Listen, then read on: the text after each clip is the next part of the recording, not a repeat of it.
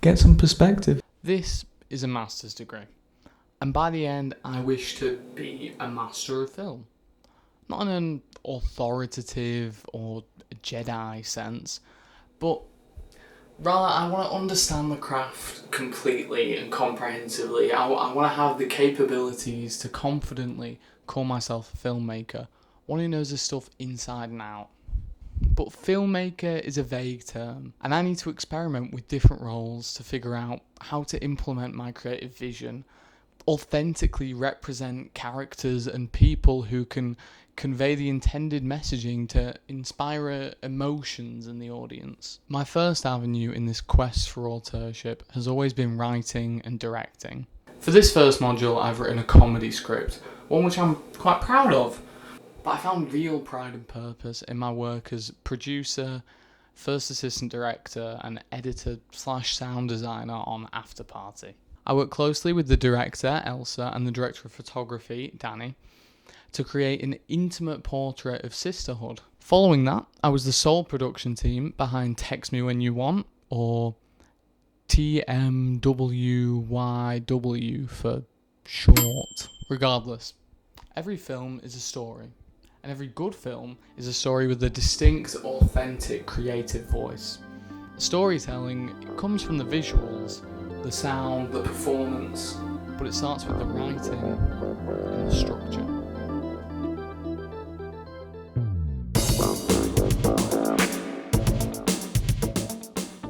We began with the storytelling block, writing a script based on a creative limitation. All the workshops we had helped me refine my process and realise that an idea for a film can come from anywhere. A random thought, a twist on an old narrative, what happened in my day, what happened in your day, something that never happened at all. My script was an uncomfortable comedy, following a man with such little sense of security that he begins to completely imitate a co-worker in the hopes of finding social validation, but only leading him further astray from any kind of normal being. I've such an idea of exactly how it could look and function. However, fate and my lecturers had a different plan. My script wasn't chosen to be filmed. I instead pitched to direct another comedic project, The Lockout, and to direct After Party. The Lockout was the same genre as my script. It's one I've worked in before, I think I'm good at, I'd like to work on it in the future. And the script for After Party had such a strong sense of visual identity. The dialogue perfectly masked the themes. It was so eloquently written that I was just driven to bring that to life. However, once again, fate and my classmates had a different idea. I wasn't voted to direct either piece, and was instead drafted to produce After Party. My previous experience with production led me to believe it was a largely logistical role, finding locations, cast, crew. In Hollywood, the producer is often painted as the money man, saving costs and maximising profits. However, along with producer, it was decided I'd edit the film, and this is an area where I find much more wiggle room to implement creative decisions and have fun with the choices I can make. Before we discuss production, however, during the lectures and workshops is where we could absorb the knowledge and nurture the skills necessary to bring the script to life effectively. The music video workshop in particular was a lot of fun.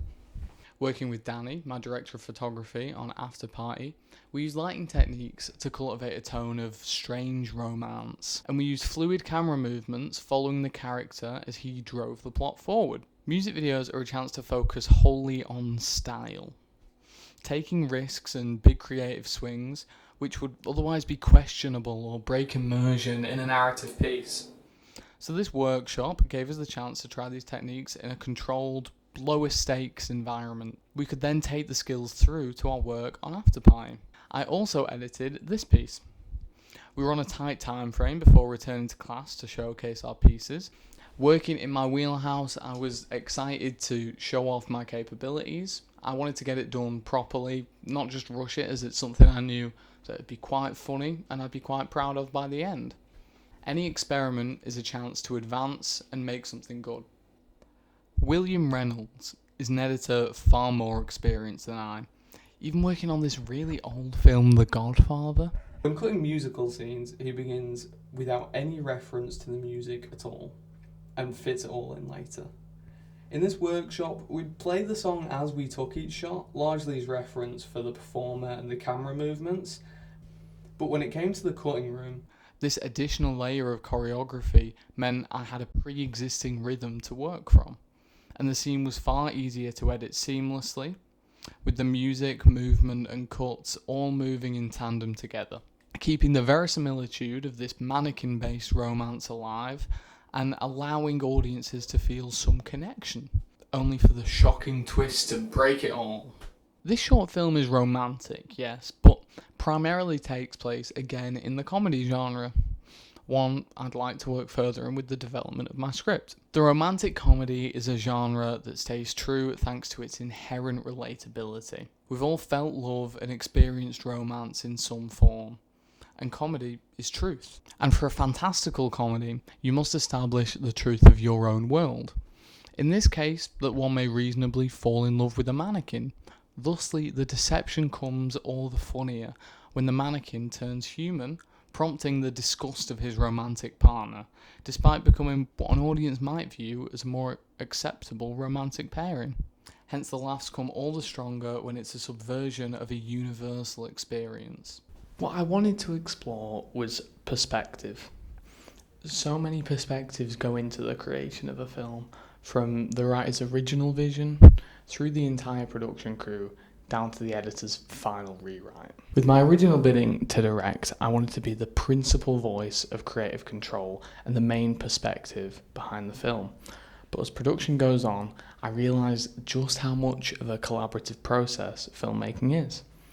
The ending message of the film comes from an amalgamation of various different pluralistic perspectives. It isn't the single vision or single perspective of any one person, but it's everyone's combined to create a final piece. When analysing film, to focus on one perspective is to imply the existence of others. No matter how singular you may think the director's creative vision is, you must consider the camera movements as decided on by the director of photography, how the structure was organised by the producer, and you find these layers of meaning subconsciously embedded throughout the piece. Everything I create is from my own perspective, from my gaze. My personality and opinions are ingrained into the DNA of every piece. For the sake of focus, I want to look specifically at how my perspective as a producer through to editor shaped the messaging of this film, and how collaborating and aligning perspectives can create a stronger film with more powerful messaging. The rom-com is successful due to its relatability and its truth, and it all comes back to perspective. It's a perspective we have seen ourselves. We've been in a position where a partner isn't exactly as expected, or there are the classic codes and conventions of narrative films, you know, whether it's a cheating partner or a long distance relationship. The jokes are funnier because we understand them, because our perspective aligns with that of the filmmaker. Does success in a film come from a relatable perspective? Does it come from characters and filmmakers sharing a perspective with the audience, or is it all the more compelling when it questions or introduces a new perspective, one we haven't thought of before? Films which require work on our part as an audience are not necessarily elitist and can be equally rewarding. Is it rewarding to find this new perspective and come to understand it, or come to disagree with it? Or do audiences prefer seeing something they've seen before, seeing something that they can believe and relate to, that doesn't challenge the worldviews? Do they want comfort or challenge? Nah, that's done. Let's go to the after party. As a production group, we began with meetings and script breakdowns. The three of us would meet and read through the script over and over, with the director and cinematographer making notes on camera, when it should move, where it should be, what needs to be on screen, forming the foundation of a shot list which the DOP would go on to refine. Meanwhile, I'd take what was written in the script and break it down, making sure we'd know which actors, props, special effects and locations will be needed for each scene and shot. The breakdown should serve as suggestions to your director or DOP. I would know what was needed from the script and could budget accordingly, then pass it on to the creative heads who can tell me if anything's missed or misunderstood or not necessary. These meetings allowed us to align our perspectives. We all grew to the same understanding of the narrative and tone. The piece follows Livy and Eva, 17 and 14 years old, who find their mother passed out drunk after a party.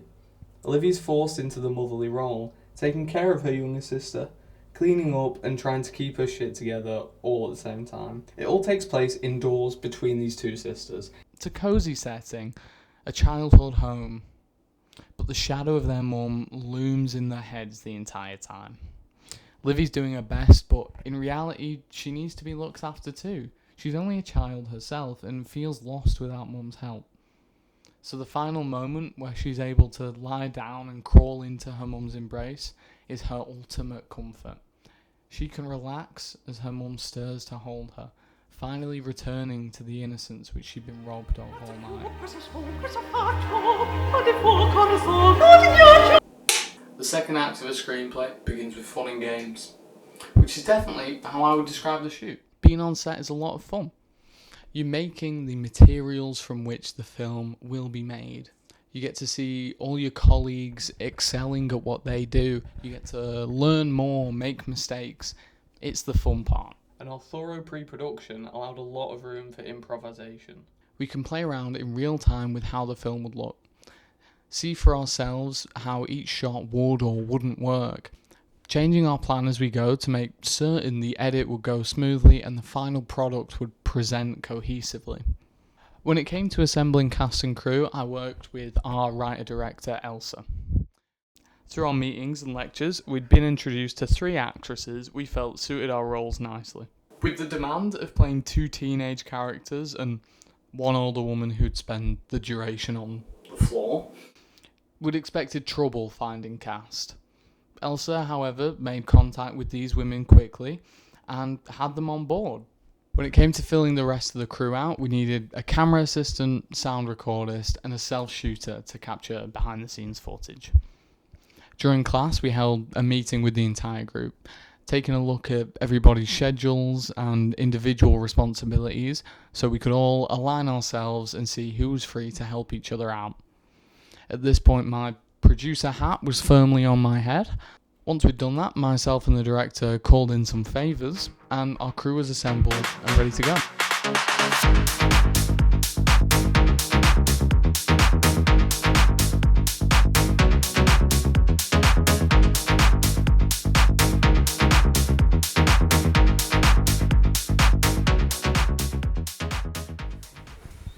The complete guide to writing, producing, and directing a low-budget short film. This states that as a producer on set, you can mostly relax. But in this case, that wouldn't do.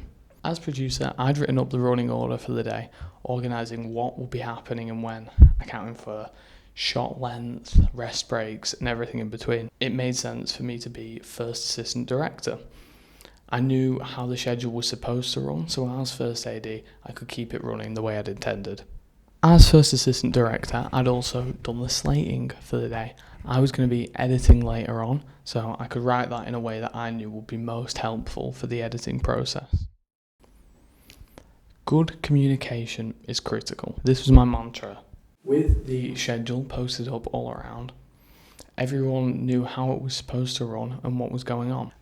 If you needed to know what shot was next, where you needed to be, ask anyone, look at the schedule, and we were all linked together. When I was sorting out the food order for the crew, the director of photography felt it necessary to make some changes to the schedule. There were extra shots we wanted to do, and on the schedule we'd left room for improvisation so that we could make the best thing we wanted to. We didn't want to be limited to the schedule. It was merely a jumping off point to keep things moving. But as a creative head, I had to take his advice on board, and we got the better shots for it. Although I was thrown off my rhythm, our communication was so back and forth that if I didn't know what was going on, someone else did. It was malleable and adaptable. We had planned for a 3-day shoot, and it went well. We executed the most difficult shots on the first day, which caused us to overrun slightly, but it was made clear to all cast and crew that this was a possibility, so nobody was left aggravated or uncomfortable. Very much doable. We don't want to rush, obviously. Then, for days 2 and 3, we wrapped way ahead of schedule, leaving ample time after the fact to pick up shots which, upon review, needed some extra work. At this point, we built a rapport as a crew. We knew the script so well that these resets were light work, and we could gather exactly what was needed without any problems. The editing process, however, problems arose. Editing can be lonely, but its success is vital to that of the film. The role of the film editor has long been shrouded in mystery.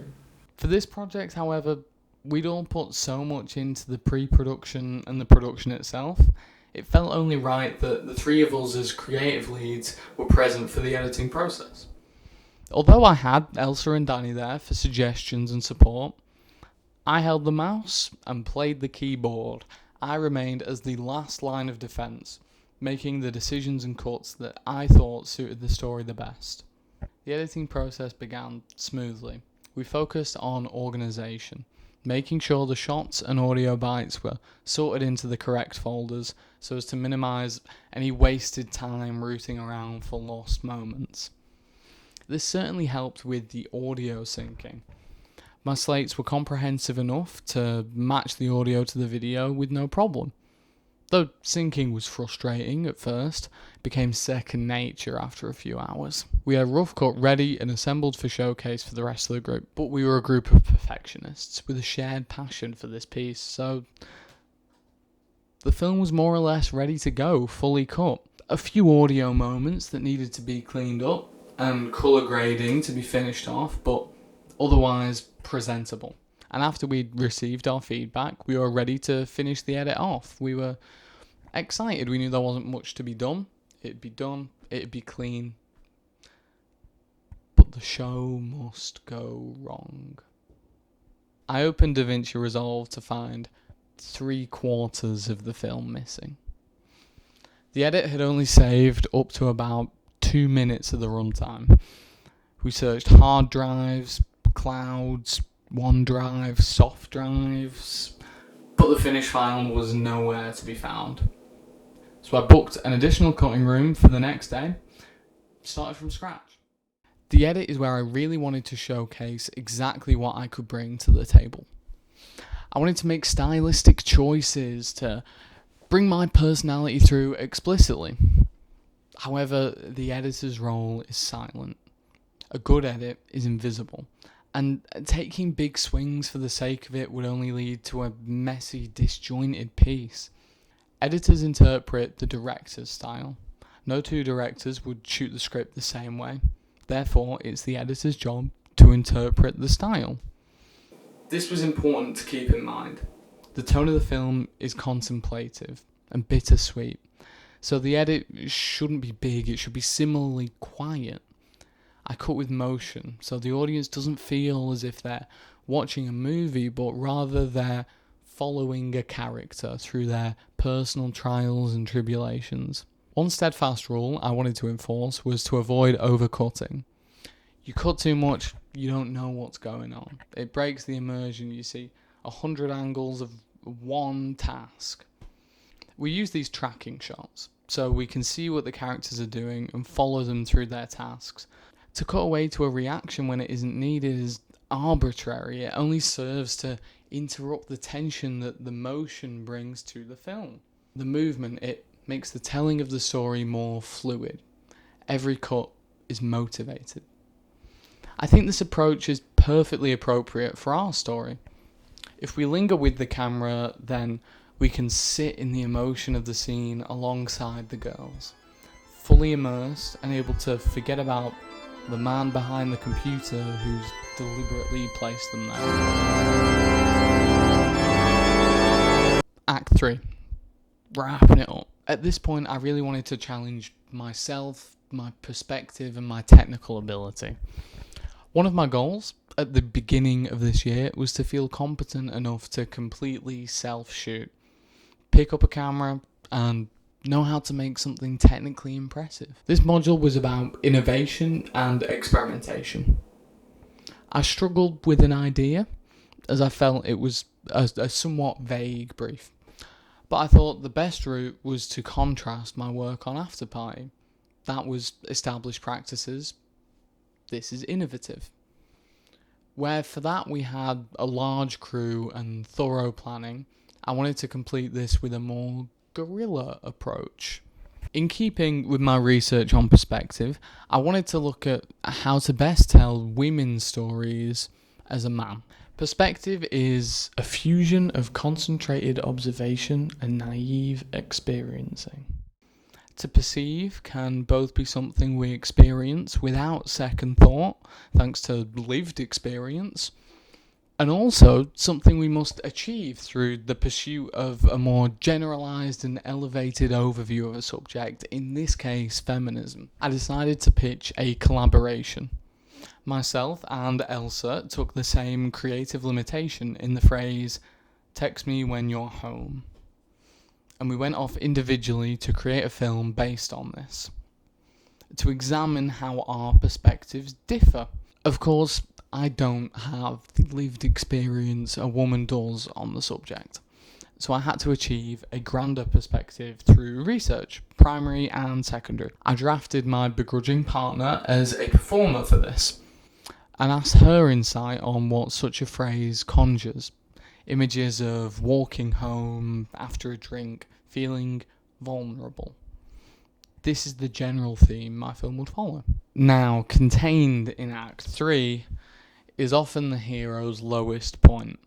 A fall from grace where they lose everything they were fighting for.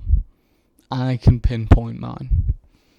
Unfortunately, the booking for my equipment had not gone through, so I was using my mobile phone to film. Not ideal.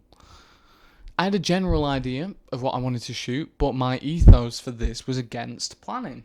I wanted to do what felt right, and what would convey the feelings of anxiety and paranoia, as well as the joys inherent to womanhood. The anxiety, however, manifested in myself. I felt I wasn't accurately portraying the struggles I wanted to.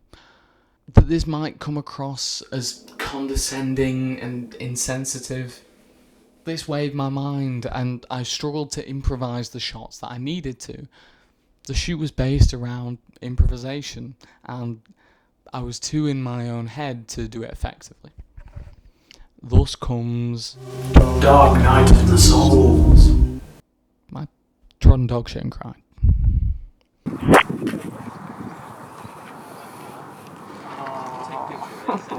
At this point, I'd written off the shoot.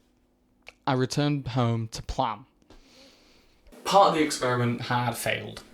That's what experiments do. So I needed to innovate. Let's draw back to my references.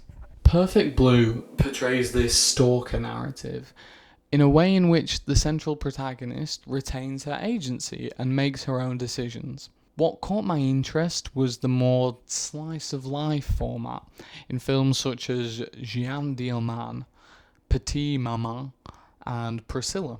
These films don't follow a typical narrative format. In Priscilla, we see snippets of her life as she falls for this abusive figure in Elvis Presley, who slowly wears away at her character until she's forced to break free. Petit Maman is narratively similar to Afterparty, following a young girl who meets the younger version of her mother, and they make an intimate connection through their shared girlhood. But my key point of reference was how in Jeanne Dielman, Chantal Akerman gave space to things which were never, almost never, shown in that way, like the daily gestures of a woman. I took this idea and instead decided to follow my character as she simply shops.